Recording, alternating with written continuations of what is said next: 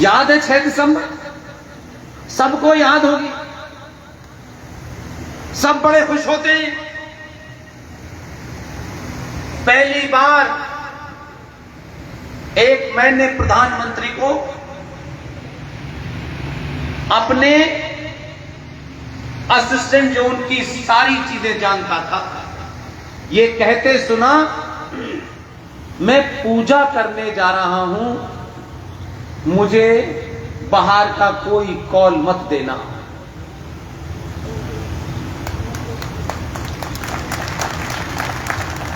याद रखिए कि पूरी जिंदगी गाली खाने वाले लोग भी, उनको यह पता है कि आने वाले समय में लोग मुझे गाली देंगे, मुझे बदनामी मुझे मिलेगी, लेकिन राष्ट्र बचाने के लिए कुछ लोगों ने बदनामी ली।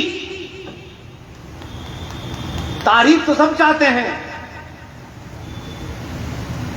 इसलिए उन्होंने गए, पूजा में बैठे, सारा इंतजाम किया, और जब वहां अयोध्या में काम तमाम हो गया, बाहर निकले, उनके ओएसडी ने बताया ऐसा ऐसा हो गया है। उन्होंने आसमान की तरफ देख करके कहा बहुत बुरा हुआ है।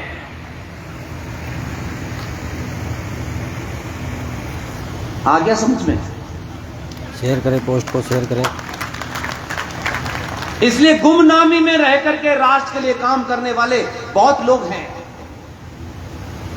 इसलिए हम जरा सा नाम ले लें गॉडसे का, ओहो आरोप लग जाएगा, टिकट कट जाएगी, लोग हमें समाज में कातिल का सपोर्टर मानेंगे। माफ कीजिएगा, जान चाहिए, हजारों मर्दों के बराबर जान चाहिए, कि वो ये जानता हो कि जो मैं कर रहा हूं, मेरी आने वाली नस्लों से मेरे सरनेम लगाने से लोग डरेंगे, लेकिन ये काम उसने किया।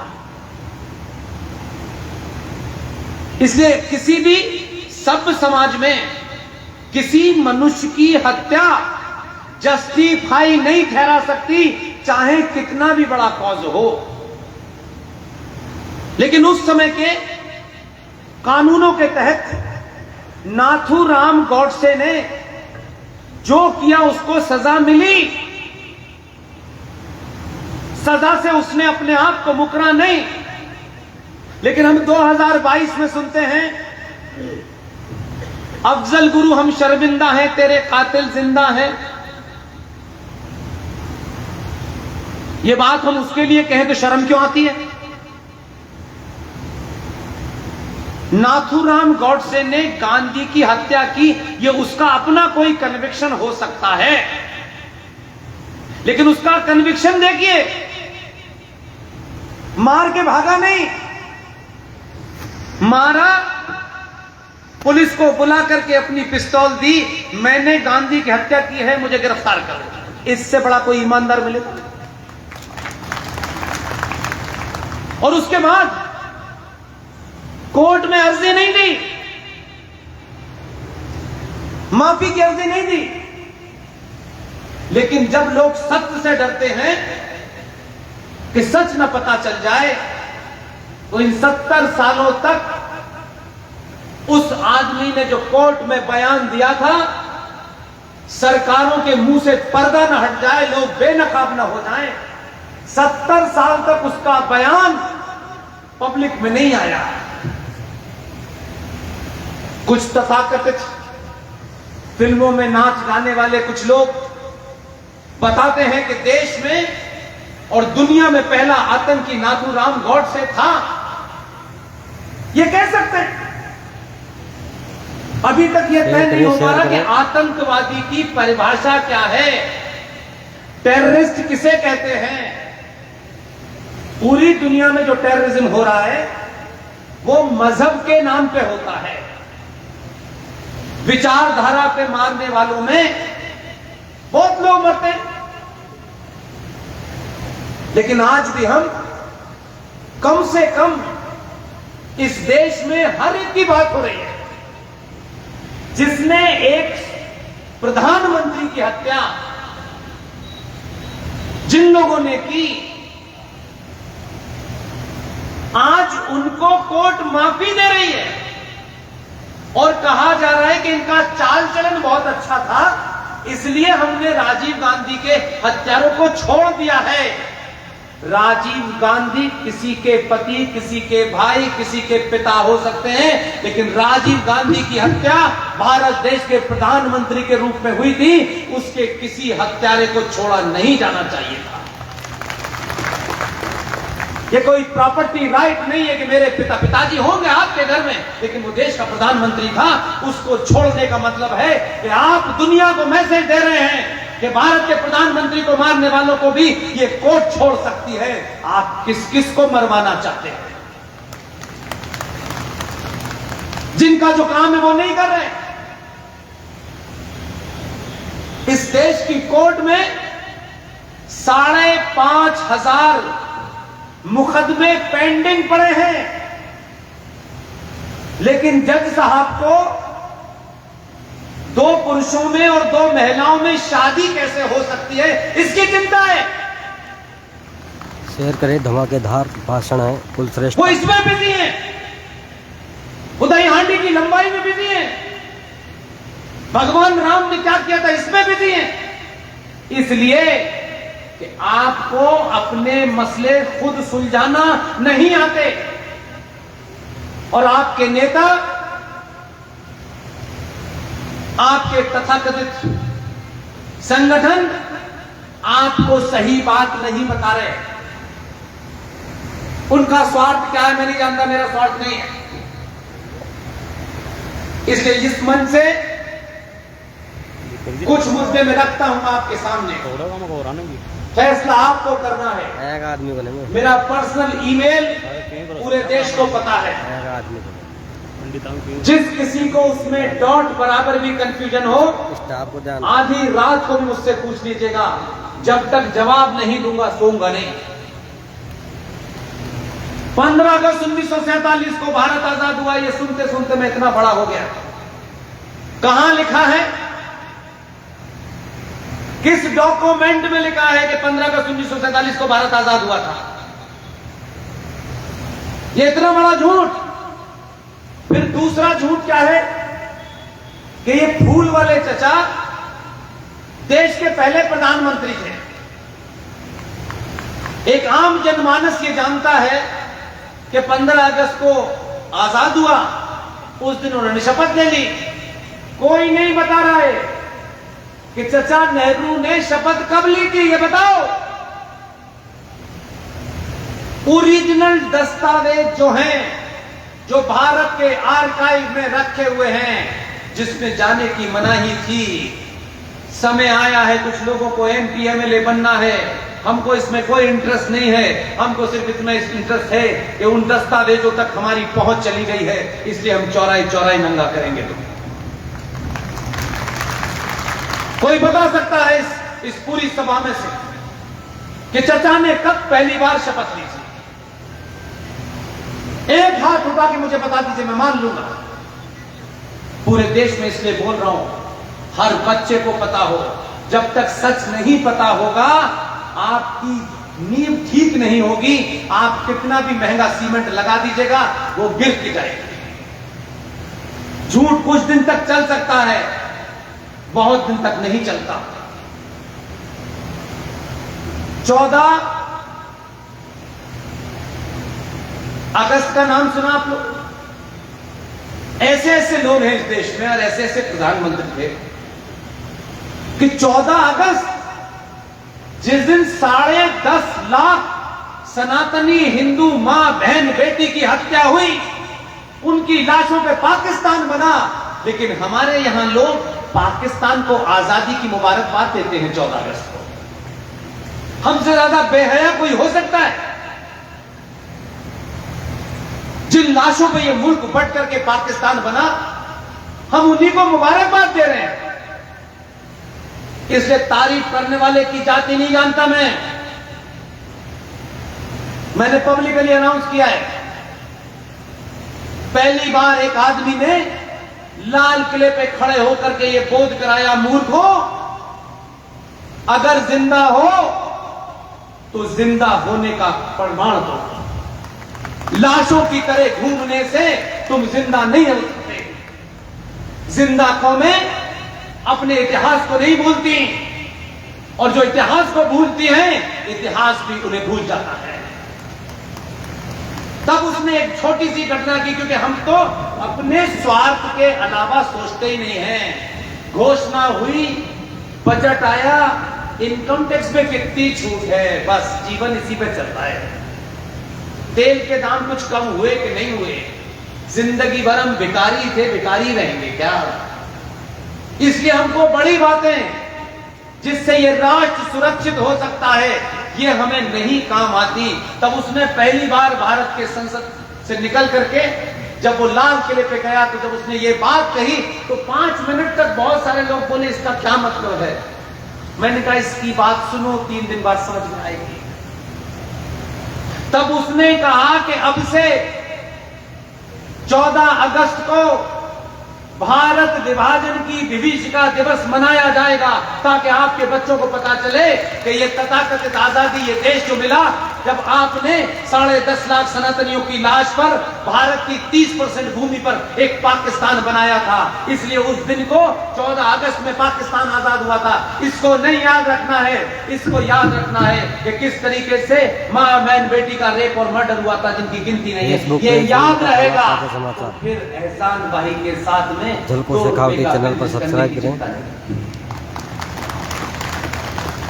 बीमारी को बीमारी की तरीके से लीजिए, मुलम्मे मत चढ़ाइए, हमारा भाईचारा है। 700 साल के बाद अगर आपको 2023 में पता चल गया कि भाई कौन है और चारा कौन है, तो अब तो समझ जाओ।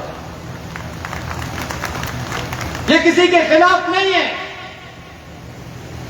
ये किसी के लिए मारने की बात नहीं कही जा रही है, लेकिन जब आपको सच पता ना हो तो झूठ मत बोलिए। डरने से झूठ बोला जा रहा है, पिछले 6 महीने से सुन रहा हूं। किसको मूर्ख बना रहे हो? किस हिंदू को मिसगाइड कर रहे हो? शेयर करो भाई लोगों, दिन का थाना ताजा समाचार। तुम्हारा अपना कुछ है नहीं,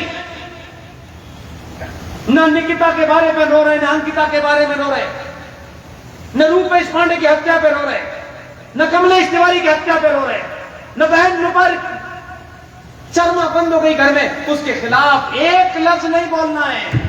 मूर्ख बनाना है तो हिंदू को बनाना है, ताकि हमारी दुकान चलती रहे। ये नहीं होने दूंगा मैं, पूरी ताकत लगा दूंगा मैं। मरने से पहले मैं ऐसा नहीं मरना चाहता कि लोग ये कहें कि इसको पता था इसने नहीं कहा। मेरी कोई हैसियत नहीं, बहुत साधारण आदमी, लेकिन मुझे ये एक्सपेरिमेंट 10 साल पहले शुरू किया था। अब मेरा विश्वास हो गया है कि सनातनी दोपहर के 1 बजे, 2 बजे, रात के 2 बजे भी सुनने इसलिए नहीं आता है कि मैं किसी की सिफारिश लगा दूं, बल्कि उसको हजारों साल के जो घाव हैं, जो अपनों ने दिए हैं, परायों ने दिए हैं, उस पे कुछ मल्लम लग रही है, इसलिए आता है। इसलिए ये मैं ताकत से बोलता हूं, और मैं अपनी मर्जी से ये नहीं कर रहा, बिल्कुल भी नहीं कर रहा। ये कोई गलतफहमी नहीं है, पब्लिकली कहता हूं, कोई शक्ति ने इस देश में 10-12 लोगों को चुना है। किसी का एजेंडा एमपी एमएलए नहीं बनना है, कहीं का एम्बेसडर नहीं बनना है, किसी पद की लाइन में नहीं लगे हुए। चाहे सुशील पंडित जी हो, ललित अंबरदार हो, अंकुर शर्मा हो, प्रोफेसर कपिल कुमार हो, प्रोफेसर पवन सिन्हा हो, कर्नल आर सिंह साहब हो, जीडी बख्शी हो, अनुज धर साहब हो, सब कुछ छोड़ के आए हैं, इसलिए पाने की इच्छा ही नहीं है, और इसलिए यहां खड़े होकर बोलते हैं। जिसको नाराज होना हो वो अभी हो जाए। हम किसी को खुश करने के लिए नहीं निकले हैं, हमको मालूम है खुश करने में कुछ मिलता नहीं है। आप मर जाते हैं कुछ सुविधाओं के साथ में, और कुछ नहीं होता। चाचा नेहरू ने 2 सितंबर 1946 बॉबिल द्वारा यूनियन जैक के नीचे किंग ऑफ ग्रेट ब्रिटेन के प्रति अपनी आस्था जताते हुए शपथ ली थी। ये डेट पता है आपको? ये डेट नहीं पता, इसलिए जो भारतीय इतिहास को आज पढ़ते हैं और कंफ्यूज होते हैं, मैंने उनके लिए शॉर्ट में कहना चाहता हूं। 1946 की सिर्फ 6 घटनाएं पढ़ लीजिए, आपको पूरे इतिहास का चरित्र पता चलेगा। इसलिए मैं जानता हूं कि आज के बच्चे सत्तू नहीं खाते, मैगी खाते हैं। 2 मिनट से ज्यादा का बयान नहीं देना चाहिए। जनवरी 1946, इस सभा में बड़े विद्वान लोग बैठे हैं। जनवरी 1946 में भारत की 15 प्रांतीय असेंबलियों के चुनाव हुए। उन पूरे देश में 15 प्रांतीय असेंबली की पूरी गिनती 1585 थी और उन 1585 में से 492 सीटें मुसलमानों के लिए रिजर्व थी। मुस्लिम लीग और कांग्रेस के बीच का चुनाव है। चुनाव में नारा था, मर मर के लेंगे पाकिस्तान, हर कीमत पर लेंगे पाकिस्तान। ये 1946 का नारा था। चुनाव हुआ, 492 रिजर्व मुसलमानों की सीटें थी, उसमें 429 सीटों पर मुस्लिम लीग जीती। बाकी सीटों पर कांग्रेस के मुसलमान जीते। कुल मिला के चुनाव में कांग्रेस की जीत हुई। इसके इमीडिएट बाद 3 मूर्ति के आर्काइव में सारे डॉक्यूमेंट अवेलेबल हैं। इमीडिएटली मार्च में एक बयान आया, किसका? इंग्लैंड के प्रधानमंत्री क्लेमेंट एटली का बयान आया कि हम शीघ्र ही भारत में सत्ता का हस्तांतरण करने वाले हैं। मार्च में वो बयान देते हैं और अप्रैल में 20 अप्रैल 1946 को यकायक कांग्रेस पार्टी अपने अध्यक्ष का चुनाव घोषित कर देती है। यूं तो कांग्रेस पार्टी में 2 साल के लिए अध्यक्ष चुने जाते थे, लेकिन 23 मार्च 1940 को लाहौर के अंदर मुस्लिम लीग के नेता अली मोहम्मद जिन्ना ने लाहौर में जहां करारदाते पाकिस्तान नाम की एक मीनार बनी हुई है, जहां अटल बिहारी वाजपेयी गए थे, वहीं पर यह रेजोल्यूशन पास किया कि पाकिस्तान हमारा अंतिम लक्ष्य है। तो जैसे ही उन्होंने यह किया, अली मोहम्मद जिन्ना ने 1940 में एक बयान दिया और बयान ये दिया कि जितने ईमानदार मुसलमान हैं, जितने असली मुसलमान हैं, वो मुस्लिम लीग के साथ हैं। जो बेईमान हैं और नकली हैं, वो कांग्रेस के साथ हैं। कांग्रेस पार्टी की लीडरशिप सडनली अपोलोजिस्टिक हुई और उन्होंने 1940 में झारखंड की राजधानी रांची से दूर एक जगह है रामगढ़, 1940 के अधिवेशन में रामगढ़ के अंदर कांग्रेस पार्टी ने मक्का में पैदा होने वाले 1888 में जो मक्का में पैदा हुआ, 1902 में जो भारत आया, देश का दुनिया का सबसे जाहिल आदमी उस मौलाना अबुल कलाम आजाद को अपना अध्यक्ष बनाया और 1940 से 1946 तक रखा ताकि हम इस कॉम्प्लेक्स से बाहर आ जाएं कि देखिए मुसलमानों के पास असली मुसलमान हैं, वे कांग्रेस के पास कोई हमारे ऊपर यह आरोप न लगाए। और फिर नया अध्यक्ष चुना जाना था। 20 अप्रैल को घोषणा हुई कि कांग्रेस पार्टी का अध्यक्ष चुना जाना है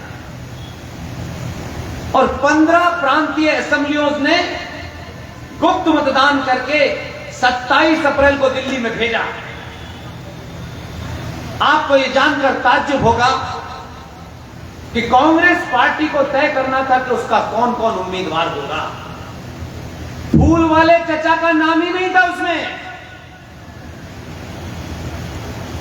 बाद में गांधी जी ने कह के नाम डलवाया, कैसे कैंडिडेट तो बना लो भाई। ये आपके सामने से रख रहा हूं कि दुनिया में कोई आपको बोले पूरी ताकत से बोलिएगा। पेटियां खुली, ये आज के लोग जो 2022 और 23 में 19 का बजट पढ़ रहे हैं, उनसे कोई शिकायत नहीं, मेरा उनसे क्या लेना देना बेचारों से,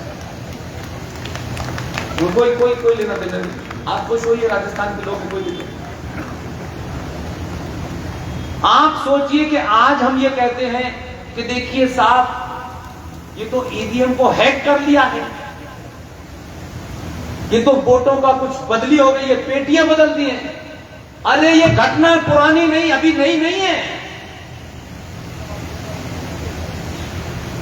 27 अप्रैल 1946 को 15 प्रांतीय असेंबलीज ने कांग्रेस पार्टी के अध्यक्ष चुनने के लिए जो अपना गुप्त मतदान भेजा था,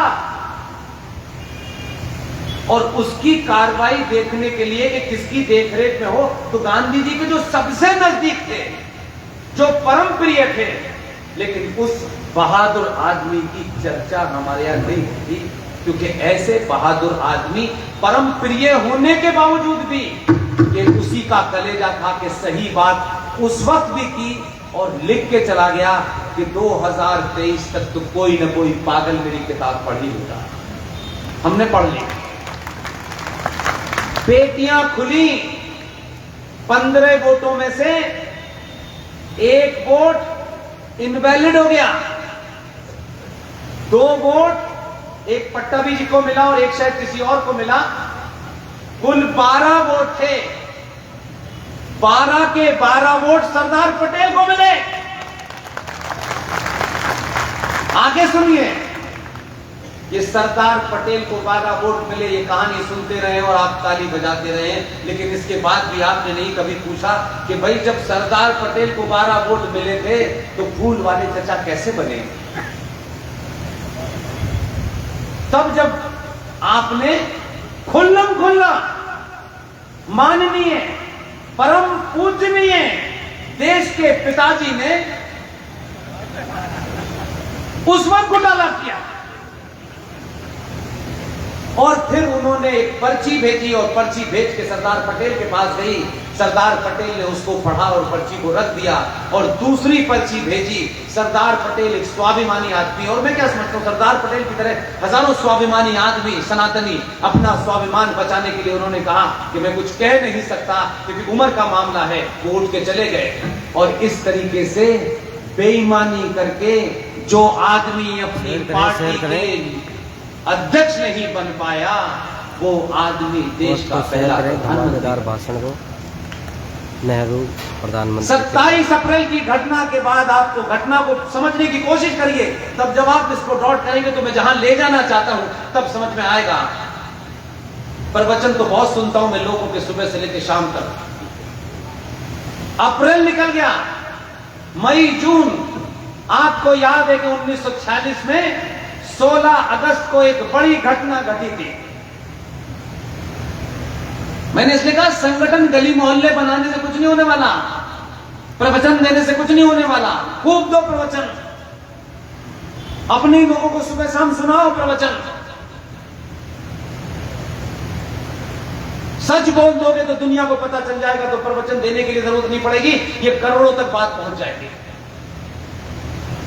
16 अगस्त 1946, ये कोई 100,000 साल पुराना इतिहास नहीं है, ये कल परसों का इतिहास है।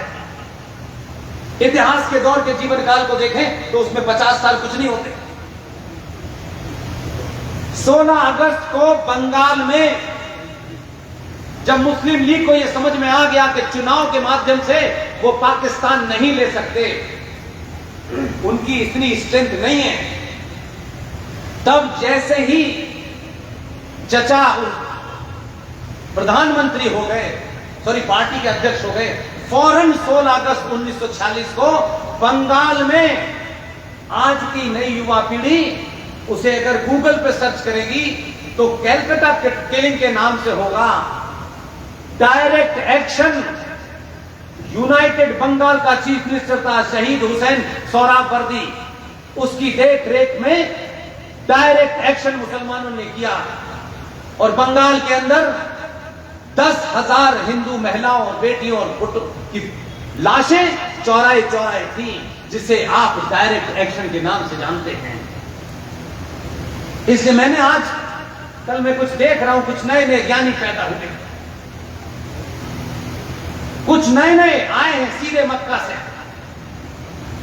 वो हमको ज्ञान दे रहे हैं, कम से कम मुझे न दें।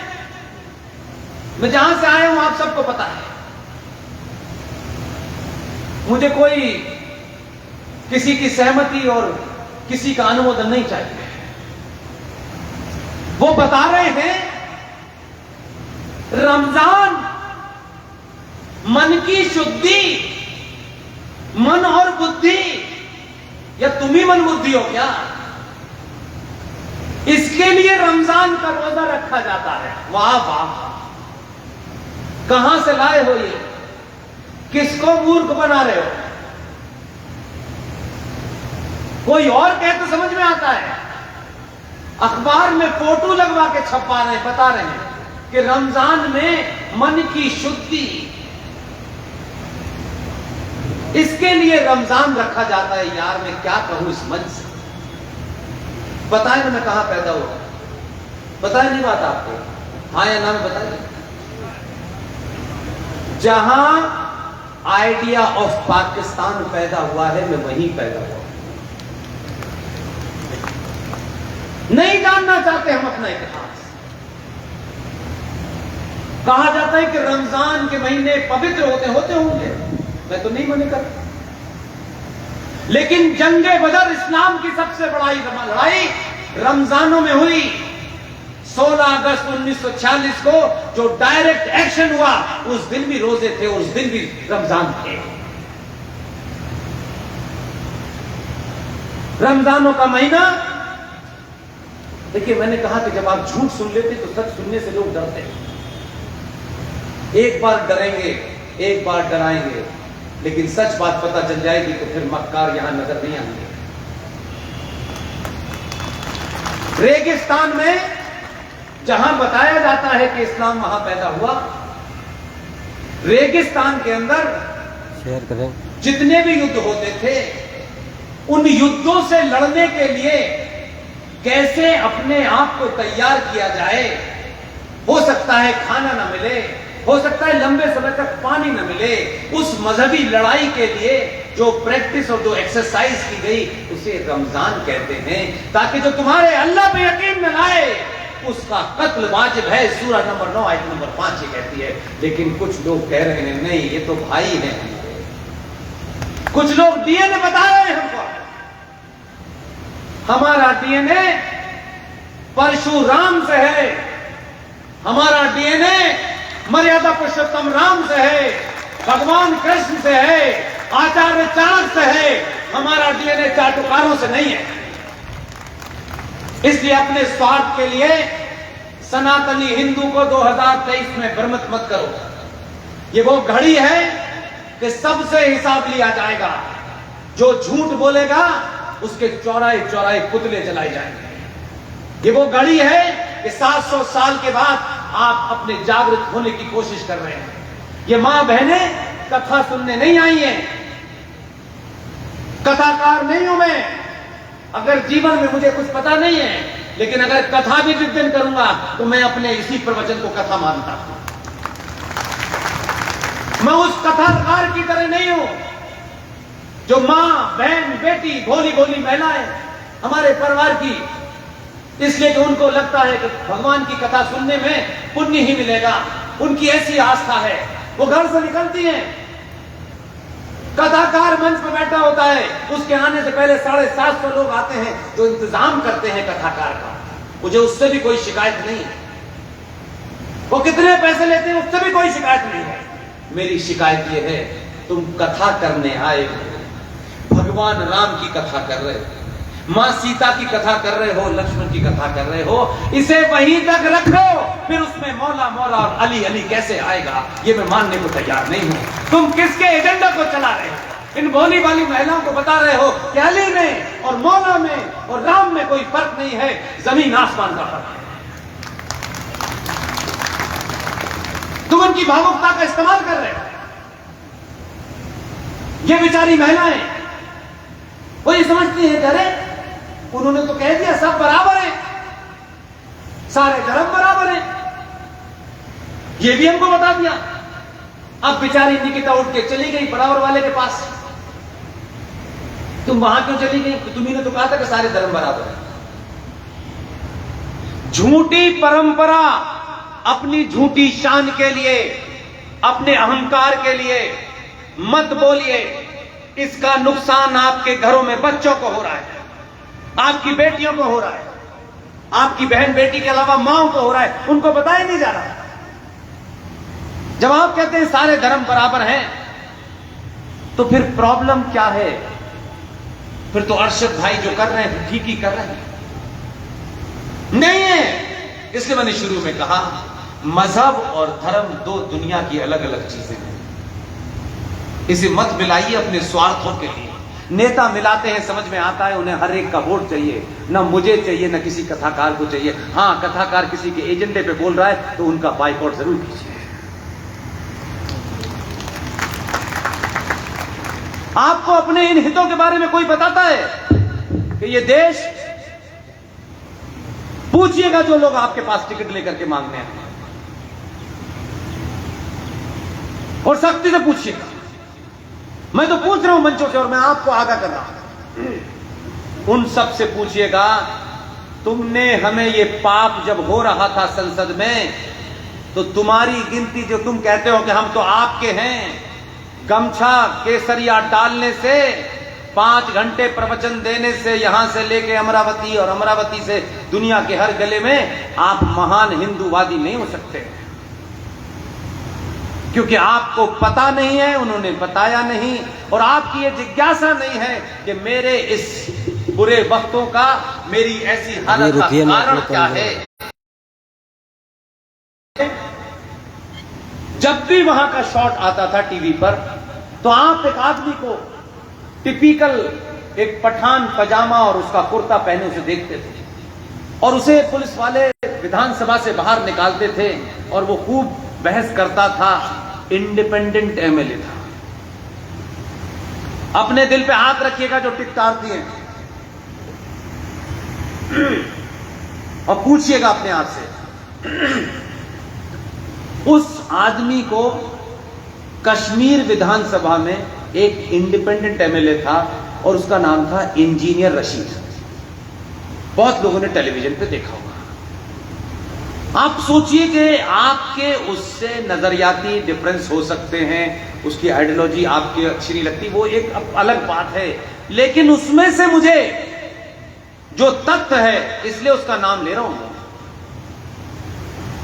इसलिए नाम नहीं ले रहा हूं कि कुछ उसके बारे में कोई गलत बात कहनी है, वो सब दुनिया की। उसने अगर उसकी ताकत को बताना चाहता हूं, अकेला इंडिपेंडेंट एमएलए,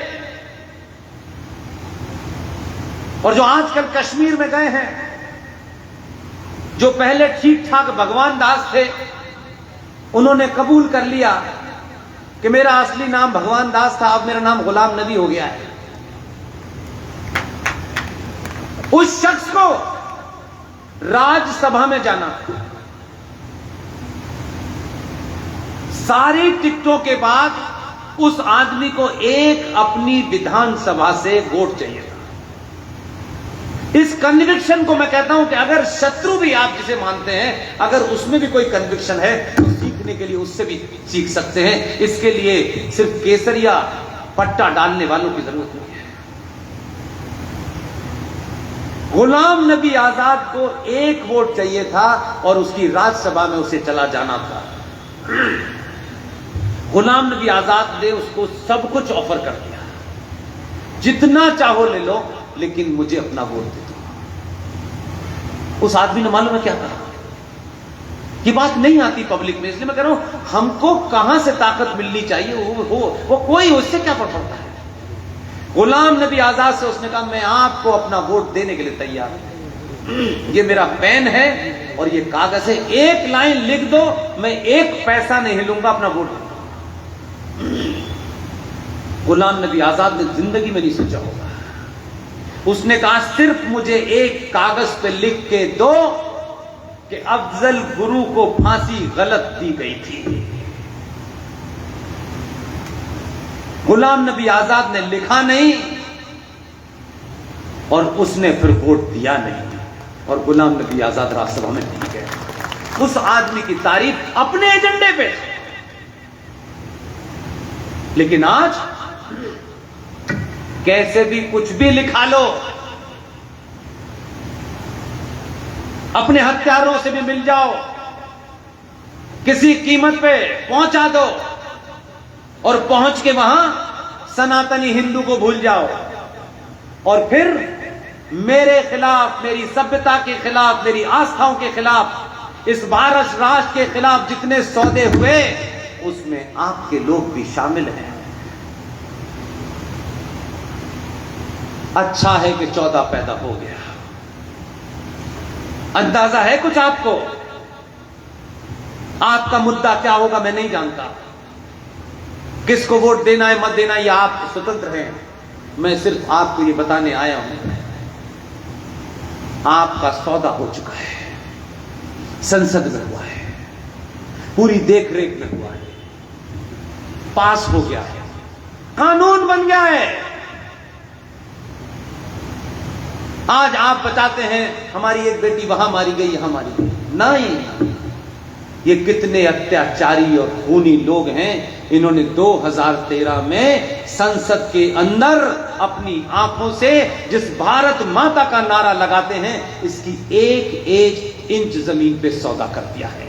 आपको पता नहीं है, ये ताज्जुब लगेगा, शौक लगेगा आपको कि हो सकता है ये आदमी कुछ पागल बनने की बातें कर रहा है, कह सकते हैं,